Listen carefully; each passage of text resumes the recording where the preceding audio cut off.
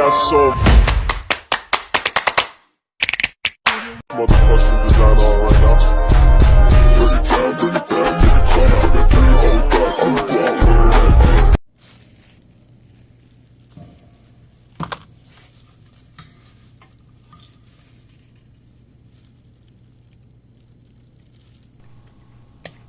Bubuting-ting naman tayo ng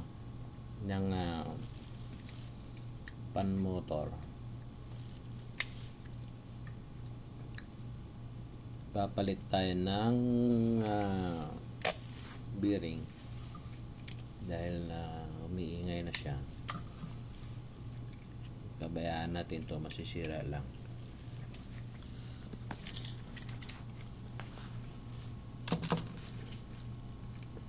Kaya tanggalin natin yung takip. Ayan. So natanggal natin yung takip. Meron yung clip bagal lock sa ilalim. Ayan. Hugot na po siya. So ngayon, doon sa kabila nandun yung bearing. So kailangan natin palabasin yan para yan ang ipapalitan natin. Dali na tanggalin, susundutin lang yan.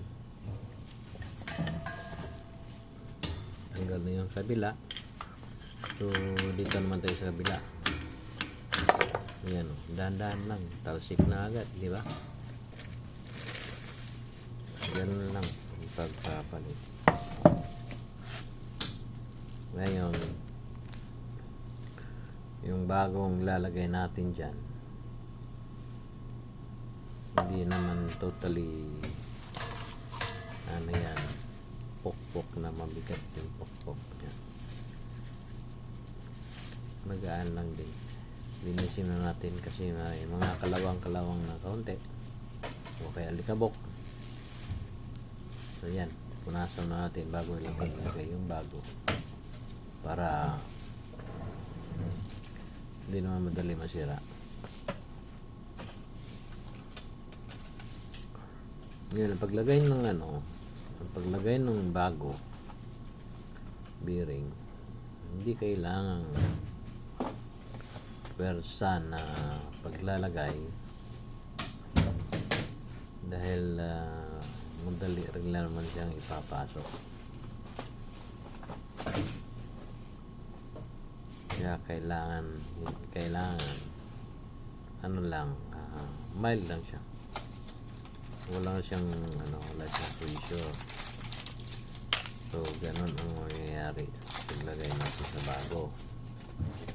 Kasi pag lagyan mo siya ng pressure, masisira. Para makamaya hindi pantay yung paglagay. So kailangan dahan-dahan lang kasi kung saan naman siyang papasok. Yan, ito yung bago natin ilalagay. O, diba? Ganyan lang. Yo, tapos konting pop. Lang. Tinapik-tapik lang. Diba? So yan, yun din sa kabila para may kabitan natin ulit. Yun o.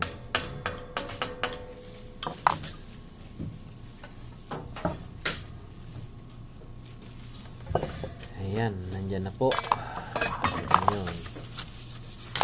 Yun ang shafting.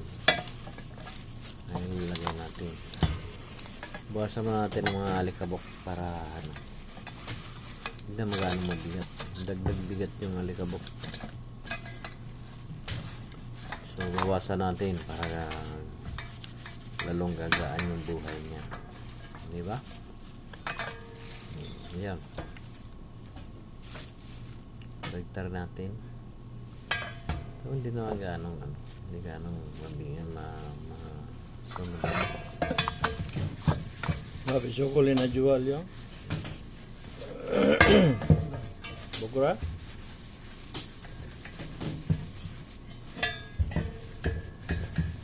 Daway magsir da Hasan. Hasan. Dali lang na siya matanggal. Yunus. Yung silver. Yan.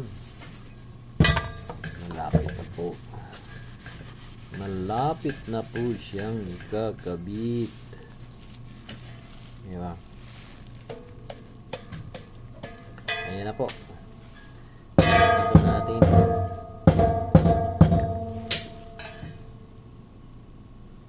Para ano. Ayan. Lagyan natin yung spring washer. Pasok-pasok gamay. Ayan. Ayun.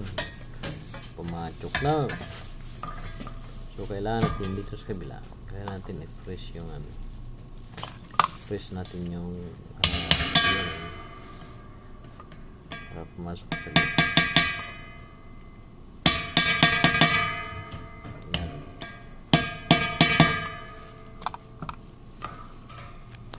Kasi hindi siya kakabit yung lock.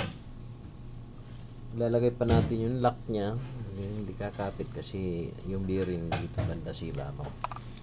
So, kailangan nating lubog ng gusto. Para kakapit yung pinaka-lock niya. Ayaw. Ayaw. Ayun na po. Lalagyan na po natin ng lock ng shafting para yung bearing naman ay hindi lalabas habang umiikot. Kasi pag wala, may tendency yung bearing lumalabas. As in labas. Diba?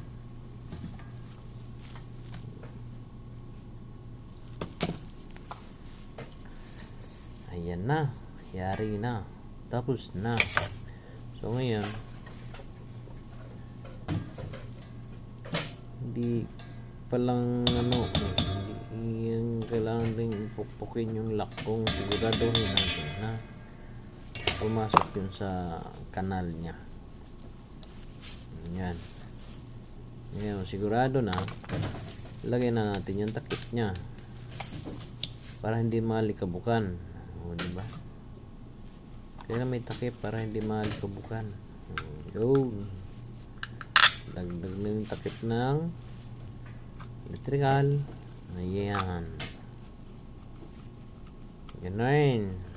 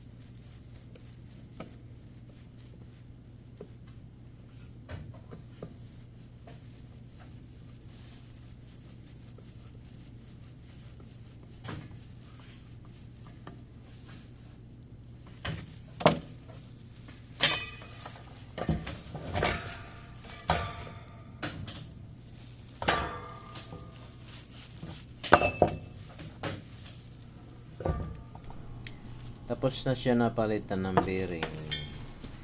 Kaya yan, masaya na siya. Galing na niya umikot ngayon. Hindi na siya nahihirapan. Di ba? Ang tulin na niya. Yun! Thank you po. Maraming salamat sa inyo. Bye-bye.